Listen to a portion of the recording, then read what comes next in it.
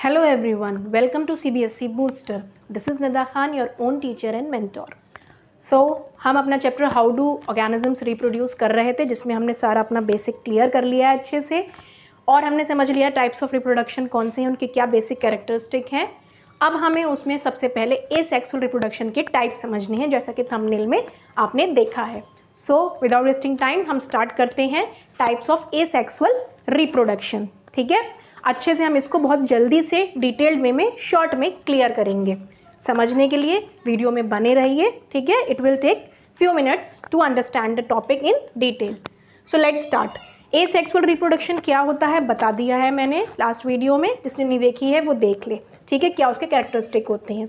अब asexual reproduction में single parent involve होता है, ये हमें पता है. अब ये किन प्रोसेसेस के थ्रू होता है? ये कई मोड्स हैं एसेक्सुअल रिप्रोडक्शन के, जिसमें पहला हम पढ़ेंगे सबसे पहले फिजन. एक मोड ये भी है एसेक्सुअल रिप्रोडक्शन का. फिजन का मतलब ही आप समझते हो, आपने पढ़ा होगा न्यूक्लियर फिजन एंड फ्यूजन, है ना, ये वर्ड्स पढ़ रखे होंगे आपने. तो फिजन का मतलब होता है डिवाइड होना, टूट जाना, और फ्यूजन होता है जुड़ जाना आपस में. फ्यूजन से यहाँ मतलब नहीं, फिर भी मैंने बता दिया, यहाँ हमें फिजन पढ़ना है. तो फिजन का मतलब ही है स्प्लिट हो जाना. ठीक है, डिवाइड हो जाना किसी चीज़ का. तो इस तरह का रिप्रोडक्शन जो डिवीजन से, स्प्लिटिंग से हो, ऐसा आपका रिप्रोडक्शन फिजन कहलाता है. एसेक्सुअल रिप्रोडक्शन आपका फिजन कहलाता है. ये दो तरह का होता है. फर्दर एक होता है बाइनरी फिजन, एक होता है मल्टीपल फिजन. बाइनरी वर्ड से हमें पता चल रहा है, बाय मीन्स टू, मतलब ऐसा फिजन जिसमें टू डॉटर सेल्स प्रोड्यूस हों. डॉटर सेल मतलब जो हमारा बटकर आता है उसको डॉटर सेल्स बोलते हैं. ठीक है, जो हमारा फॉर्म होता है न्यू ऑर्गेनिज्म उसे डॉटर सेल बोला जाता है. ठीक है, तो डॉटर सेल यहाँ पर क्यों बोला जाता है? डॉटर सेल इसलिए बोला जाता है क्योंकि आगे वो भी फर्दर जाके डिवाइड होगा और भी कुछ प्रोड्यूस करेगा, और ये जो प्रोड्यूस करने की कैपेबिलिटी है ये मानी जाती है कि ये फीमेल्स में होती है, इसलिए ऐसे उसको नाम दे दिया. जबकि इसमें मेल फीमेल का कॉन्सेप्ट नहीं है एसेक्सुअल में, बट इस वजह से दे दिया है इसको डॉटर सेल नाम. ठीक है, तो एक कोई भी सेल अगर आपका दो में डिवाइड हो जाए, जैसे मान लो ये एक सेल है, ठीक है, और ये डिवाइड हो और दो फर्दर अलग अलग फॉर्म करे आपके डॉटर सेल्स, तो ये बाइनरी फिजन हुआ. मतलब एक आपका दो में डिवाइड हुआ. ठीक है, तो ये बाइनरी फिजन है. और दूसरी तरफ है आपका मल्टीपल फिजन. मल्टीपल फिजन में क्या है कि मान लो आपका यही एक ऑर्गेनिज्म है और ये आपका 1 2 3 4 या इस तरह के कई में डिवाइड हो जाए, है ना, मोर देन 2, है ना, इन मैनी. तो ये मल्टीपल फॉर्म जो होती है फिजन की, इसीलिए जो मल्टीपल उसमें डिवाइड हो आपका, तो ये मल्टीपल फिजन कहलाता है. ठीक है, अब हमें समझना है ये होता किस किस में है. अब आपका जो ये बाइनरी फिजन है ये आपके ऑर्गेनिजम्स कैसे, जैसे कि आपका अमीबा है, लेशमेनिया है, पैरामीशियम है, इनमें होता है. ठीक है, ये सारे आपके कैसे यूनिसेलुलर ऑर्गेनिज्म है, इनमें आपका ये बाइनरी फिजन होता है. ठीक है, अमीबा में जो है, अब ये भी फर्दर कई टाइप का होता है. पैरामीशियम के बारे में वैसे आपके दे नहीं रखा है बुक में, बट मैंने बता दिया है. अमीबा का जो होता है डिवीजन आपका फिजन, वो कैसा होता है, वो आपका इर्रेगुलर टाइप होता है. मतलब इसका कोई पर्टिकुलर ठिकाना नहीं है कि मुझे कहाँ से टूटना है, कहाँ से स्प्लिट होना है. तो इसका कैसा है, इर्रेगुलर बाइनरी फिजन है. ठीक है, ये जो भी आपका, आप देखिए इसमें देख सकते हैं डायग्राम में कि ये जो आपका अमीबा है ये कहीं से भी आपका ब्रेक डाउन हो जाता है. और किस तरह का इसमें बाइनरी फिजन है आप देख सकते हैं. क्या होता है इसमें, जो आपका अमीबा होता है, अमीबा आपका जब, अब हमने पिछली वीडियो में देखा था, वहाँ हमने डीएनए रेप्लिकेशन समझ लिया था. मतलब अब ये इस स्टेट में है कि अपना डीएनए रेप्लिकेट कर चुका है. ठीक है, कॉपी उसने क्रिएट कर ली है अपनी डीएनए की. ठीक है, अपने रिप्रोडक्शन प्रोसेस में जो एक इवेंट होता है हमने समझा था, वो हो चुका है इसमें. अब ये क्या करेगा, ये डिवाइड करेगा. अब ये देखो ये डिवाइड होना शुरू हुआ, तो पहले क्या होगा, इसका न्यूक्लियस इलोंगेट होगा, न्यूक्लियस लंबा होना शुरू होगा, फिर आगे चल के इसका साइटोप्लाज्म भी इलोंगेट होगा, और होते होते धीरे धीरे वो अलग हो जाएगा, और अलग होकर लास्ट में 2 डॉटर सेल्स में कन्वर्ट हो जाएगा, टूट जाएगा. ठीक है, तो ये है आपका अमीबा का. और ये कैसा होता है, इरेगुलर, क्योंकि ये कहीं से भी टूट सकता है. मान लो जैसे आपका ये ऐसी रफ बना दे रही हूँ, ये आपका अमीबा है, तो ये ऐसे नहीं है कि ये बिल्कुल वैसे 2 इक्वल हाफ्स में डिवाइड होते हैं, बट अमीबा जो ऐसा है वो इरेगुलर इसलिए कहा गया है क्योंकि कहीं से भी हो सकता है. ये यहाँ से भी हो सकता है, ये यहाँ से भी हो सकता है. इसकी कोई रेगुलरिटी नहीं है, ये किधर से भी अपने आप को डिवाइड कर सकता है. ठीक है, इसलिए इसका इरेगुलर फिजन कहलाता है. ठीक है, अब अगला है हमारा क्या, लेशमेनिया। लेशमेनिया आपका क्या है, लेशमेनिया जो है आपका, उसमें कैसा आपका फिजन होता है, उसमें आपका लॉन्गिट्यूडनल फिजन होता है, ठीक है। लेशमेनिया में कैसा होता है, लॉन्गिट्यूडनल बाइंड्री फिजन। कैसा बाइंड्री फिजन होता है, बाइंड्री फिजन तो होता है बट कैसा होता है, लॉन्गिट्यूडनल।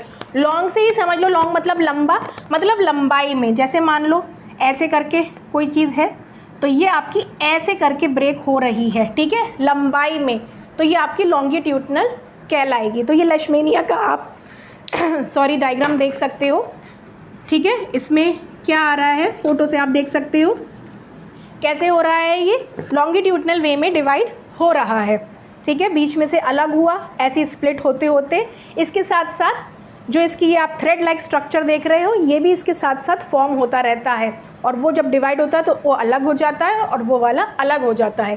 किस वे में हो रहा है आप देख सकते हो इस डायग्राम के थ्रू।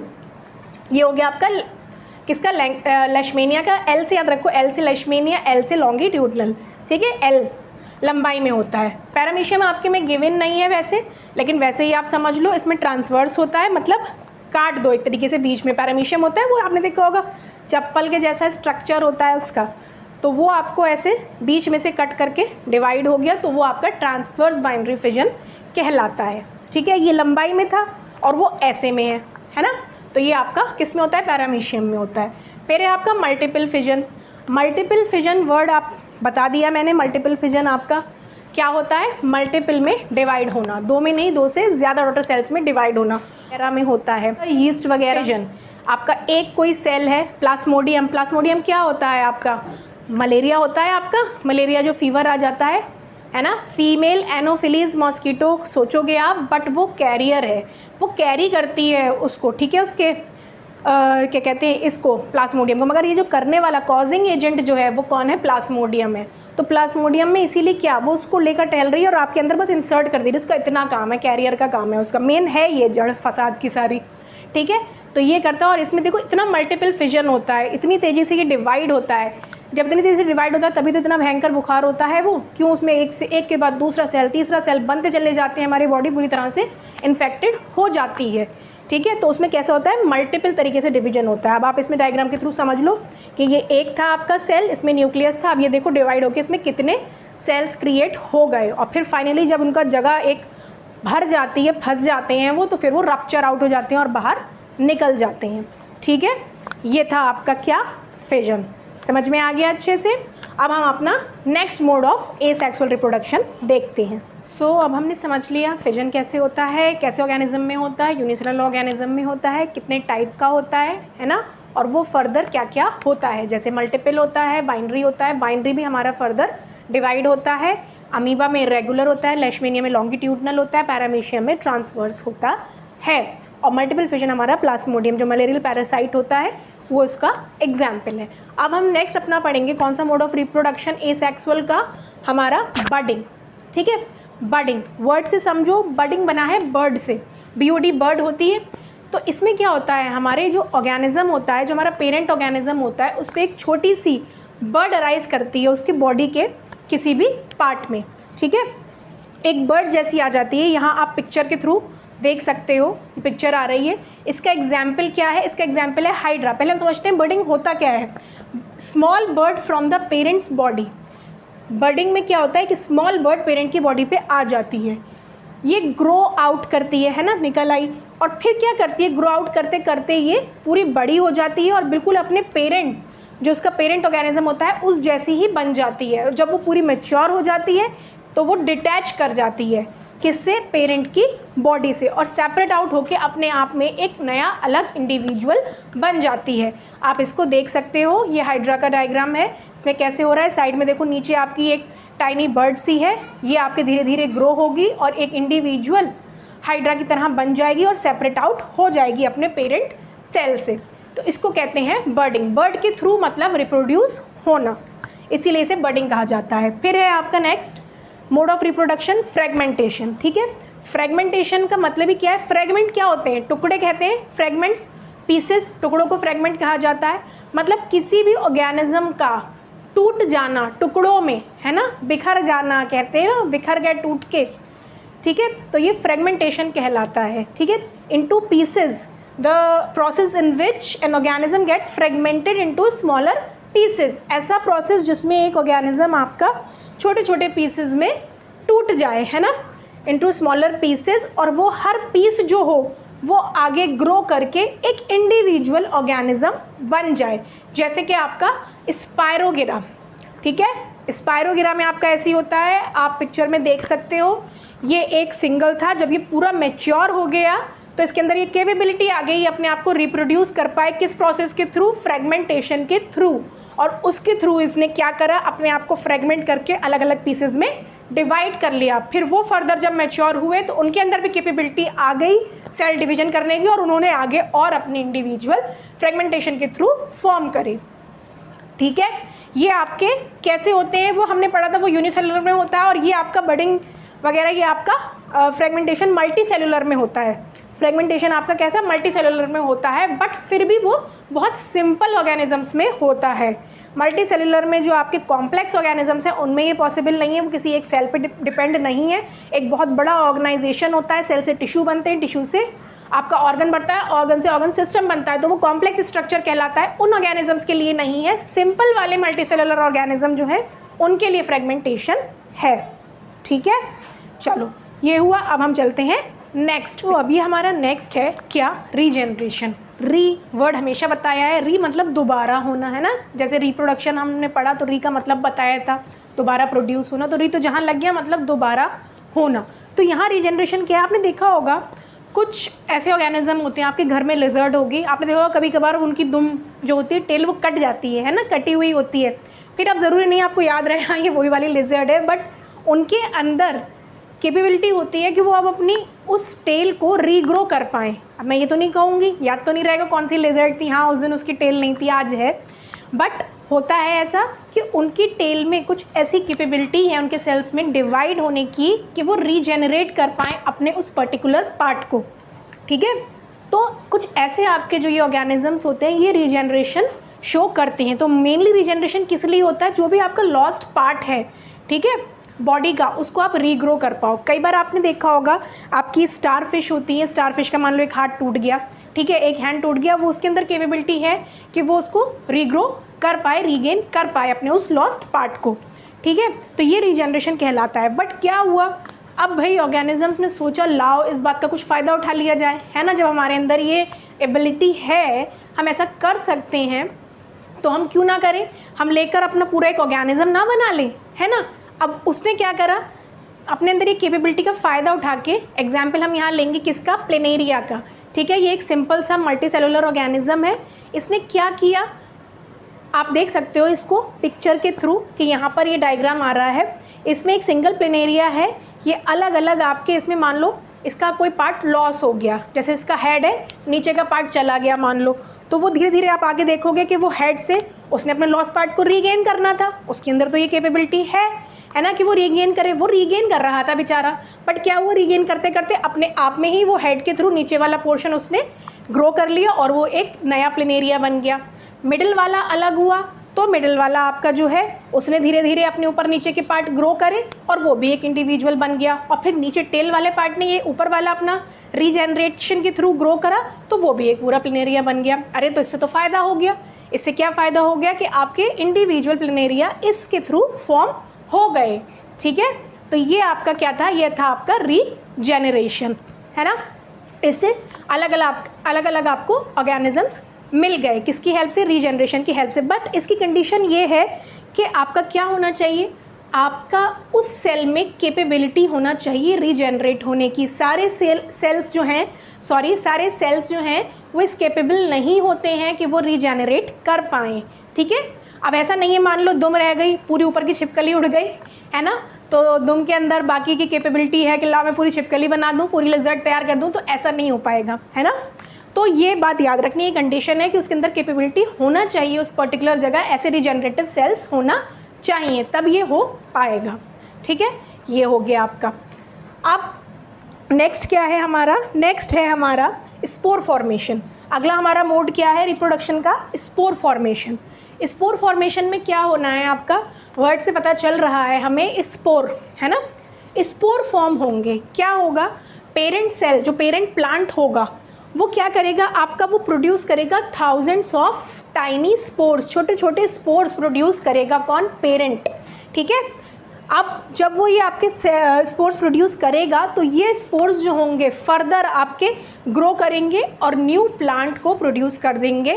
कब, जब उन्हें अपनी अच्छी इन्वायरमेंटल कंडीशंस मिल जाएंगी जो सूटेबल होंगी उनके रिप्रोड्यूस होने के लिए, तब वो अपने एक नए न्यू प्लांट्स फॉर्म कर लेंगे। वो स्पोर्स जो कि फॉर्म करे थे किसने, पेरेंट सेल ने।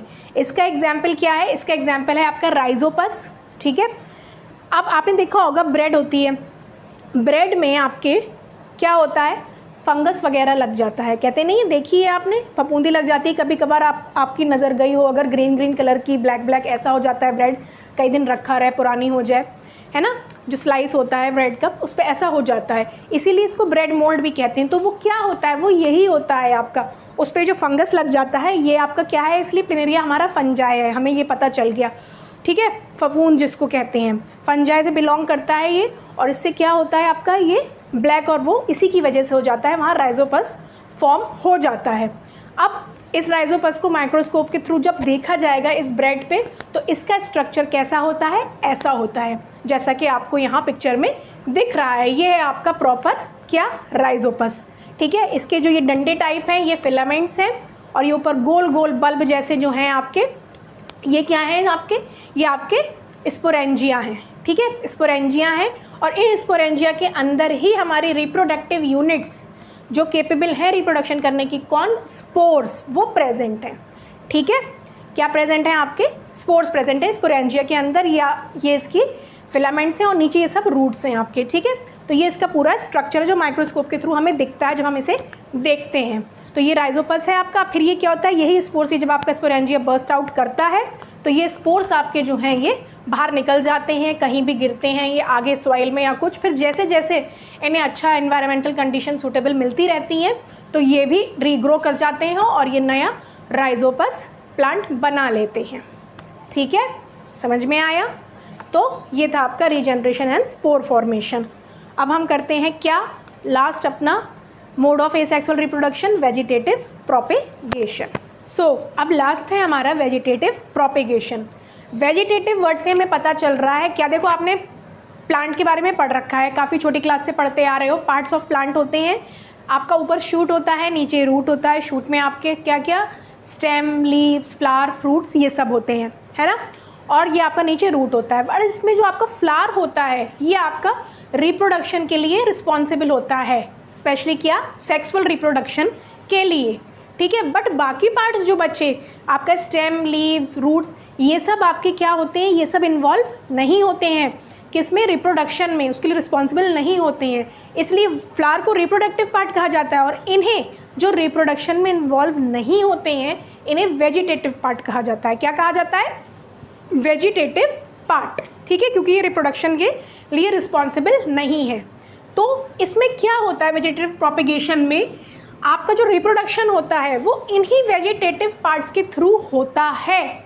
मतलब ये रिप्रोडक्शन तो करते नहीं हैं, बट जब ऐसा ये करें कि ये रिप्रोडक्शन करने लगें, कैसे, कौन, वेजिटेटिव पार्ट्स आपके प्लांट के, तो ये वेजिटेटिव प्रोपेगेशन कहलाता है। कभी कभार ऐसा होता है, जैसे कि आप इसके लिए एग्जाम्पल ले सकते हो। पहले तो ये समझो ये दो तरह का होता है, एक होता है नेचुरल, एक होता है आर्टिफिशियल। यहाँ क्या बताया, यहाँ पर ये बताया कि ये जो आपका रिप्रोडक्शन होता है ये कैसे वेजिटेटिव पार्ट्स के थ्रू होता है। और वेजिटेटिव पार्ट्स कौन से होते हैं, मैंने अभी बताया, स्टेम, लीव्स, है ना, रूट्स, ये सब, ये आपके क्या होते हैं, वेजिटेटिव पार्ट्स होते हैं। और फ्लावर आपका रिप्रोडक्टिव पार्ट होता है। अब ये दो तरह का होता है, एक होता है नेचुरल, एक होता है आर्टिफिशियल।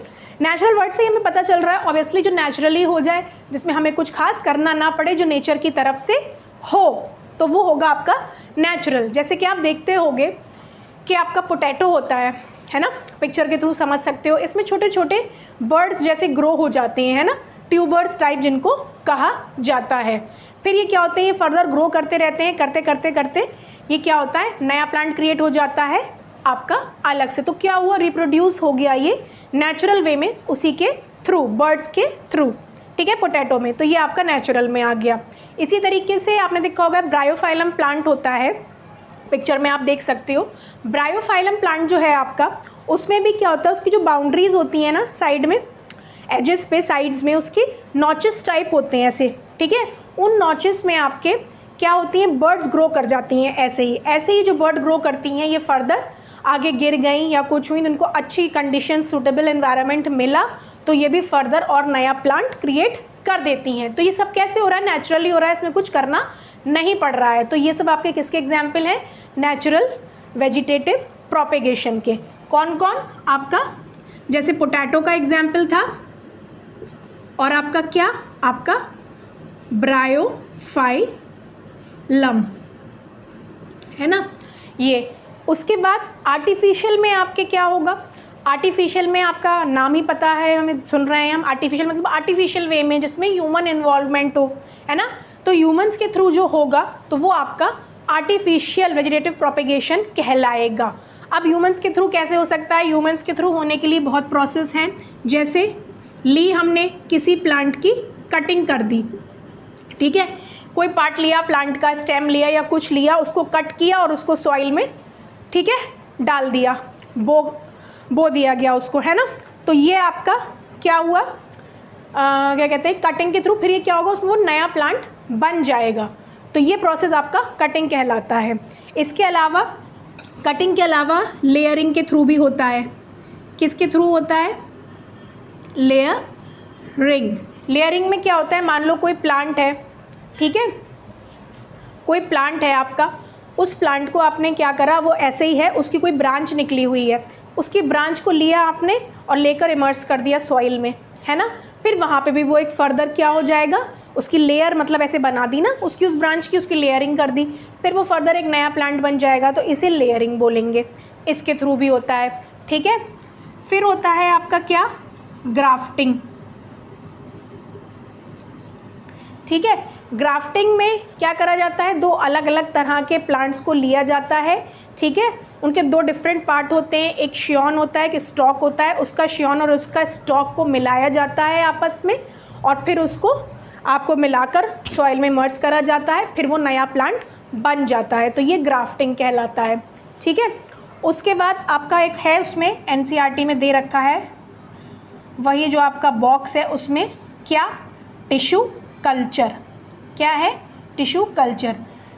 टिश्यू कल्चर में क्या होता है, ये कल्चर वल्चर वाले जो भी वर्ड हैं ये सब कहाँ होते हैं, ये लैब्स में होते हैं मोस्टली।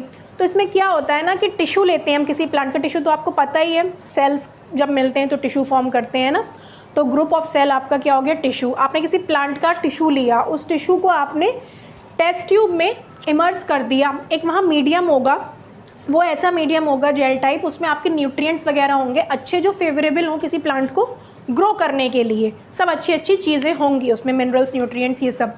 फिर अब क्या, आपने उसको टिश्यू लेकर उसमें डाला, उस मीडियम में आपने डाल दिया, फिर आप देखेंगे और अच्छी अच्छी सूटेबल इन्वायरमेंट आपने प्रोवाइड करा जो चाहिए उसकी ग्रोथ के लिए, वो सब आपने दिया लैब में आर्टिफिशियल वे में। तो क्या हुआ, देखेंगे आप, वो प्लांट धीरे धीरे ग्रो कर गया। तो ये भी आर्टिफिशियल वे में हुआ, लैब में हुआ और टिश्यू की हेल्प से हुआ, तो टिश्यू कल्चर है ये, ठीक है। तो ये सारे आपके प्रोसेस जो हैं ये क्या हैं, वेजिटेटिव प्रोपेगेशन के थ्रू रिप्रोडक्शन हो रहा है ये, ठीक है। इतना समझ में आ गया। अब थोड़ा सा बस हम ये और समझ लेते हैं कि वेजिटेटिव प्रोपेगेशन हमारे लिए कैसे यूज़फुल है, फिर हमारा ये कंप्लीट हो जाएगा। सो अब ये क्या है, अब ये है कुछ एडवांटेजेस वेजिटेटिव प्रोपेगेशन की। भाई अगर ऐसा हो रहा है, ऐसा हम भी कर रहे हैं, नेचुरली भी हो रहा है, तो कुछ तो फ़ायदा होगा इसका, है ना। तो खाली हम रिप्रोडक्टिव पार्ट पे क्यों डिपेंड नहीं है, अगर इससे हैं तो इससे हमें कुछ फ़ायदा देखते हैं क्या है। प्लांट जो प्रोड्यूस होते हैं इसके थ्रू वेजिटेटिव प्रोपेगेशन के थ्रू वो फ्लावर्स और फ्रूट्स अर्लियर बियर करते हैं, ठीक है, जल्दी आ जाते हैं उनमें फ्लावर्स और फ्रूट्स कंपैरिजन में उनके जो कि सीड्स के थ्रू होते हैं। देखो सीड आप बोलते हो, एक लंबा प्रोसेस है, जर्मिनेट होती है, धीरे धीरे अपनी एक स्टेट पे प्लांट ग्रो करता है ना, उसमें आप कुछ कर नहीं सकते हो, ठीक है। बट इसमें जो हम करते हैं तो इसमें आपका क्या होता है, ये अर्ली ग्रो करते हैं, हम भी करते हैं, नेचुरली भी होता है, तो इसमें अर्ली ग्रोथ होती है, ठीक है, इतना ज़्यादा टाइम नहीं लेता है, तो हमें जल्दी फ्लावर्स और फ्रूट्स मिल जाते हैं, तो ऑब्वियसली हमारे लिए बेनिफिशियल हो गया। उसके बाद क्या होता है कि जो प्लांट्स हैं हमारे, वो हम कम टाइम में ज़्यादा प्लांट्स प्रोड्यूस कर पाते हैं। वही बात आ गई कि सीड्स के थ्रू नहीं हो रहा है, लंबा प्रोसेस नहीं है, इसके थ्रू हो रहा है, इसलिए जल्दी हो जाता है, तो कम टाइम में ज़्यादा, तो उससे हमें फ़ायदा भी होता है ना। उसके बाद क्या है, ये हेल्पफुल होता है प्रोपेगेशन में। कैसे? प्लांट्स के, उन प्लांट्स के जिन्होंने लॉस कर दी है अपनी एबिलिटी क्या करने की, सीड प्रोड्यूस करने की। बहुत ऐसे प्लांट हैं जो अब अपनी एबिलिटी को लूज कर चुके हैं कि वो सीड्स प्रोड्यूस कर पाएँ, तो उनके लिए भी ये हेल्पफुल है, उनसे ही वेजिटेटिव प्रोपेगेशन के थ्रू उनको ग्रो करवा देता है। जैसे इसमें कौन कौन से होते हैं, इसमें आपके होते हैं क्या, आपके बनाना,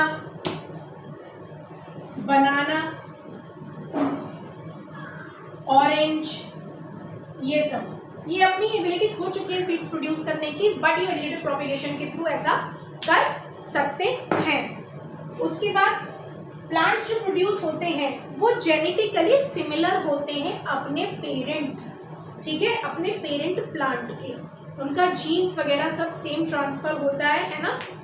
तो वो कैसे होते हैं, बिल्कुल सिमिलर होते हैं अपने पेरेंट्स, और उससे क्या फ़ायदा होता है कि वो वही कैरेक्टरिस्टिक्स लेकर आते हैं, उनके अंदर भी वही कैरेक्टरिस्टिक्स होते हैं जो उनके पेरेंट के अंदर होते हैं। तो मान लो कि अच्छा कैरेक्टर है उस प्लांट में, तो वो रिटेन रहेगा आगे के लिए, हमारे लिए कैसा हो जाएगा, फिर बेनिफिशियल हो जाएगा।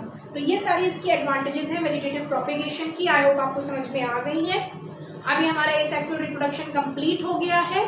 अब हम स्टार्ट करेंगे अपना सेक्सुअल रिप्रोडक्शन अपनी नेक्स्ट क्लास में। अच्छे से इसको मैंने डिटेल्ड वे में आपको बताया है और जल्दी भी करने की कोशिश करी है ताकि कुछ छूट ना जाए, ठीक है। तो मिलते हैं हम अपनी नेक्स्ट वीडियो में। वीडियो अच्छी लगी तो लाइक करें, शेयर करें, चैनल को सब्सक्राइब करें, it's absolutely free. Till then bye.